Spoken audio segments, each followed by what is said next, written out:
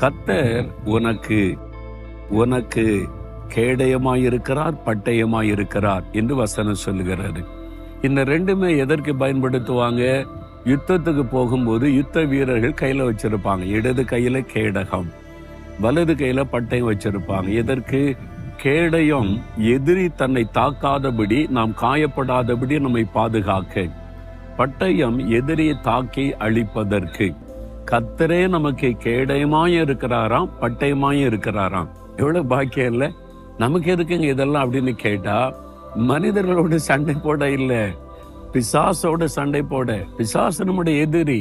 அவன் தானே பிரச்சனை உண்டாக்குறான், பயத்தை உண்டாக்குறான், கலக்கத்தை உண்டாக்குறான், வேதனை உண்டாக்குகிறான், நம்ம குடும்பத்துல பல நஷ்டத்தை உண்டாக்குறான், நெருக்கத்தை உண்டாக்குகிறான். அவன் நம்மை தாக்குகிறான். அவனால் நாம் சேதப்படாதபடி பாதுகாக்கிற கேடையும் கர்த்தர். கர்த்தர் என் கேடயமாய் இருக்கிறார்.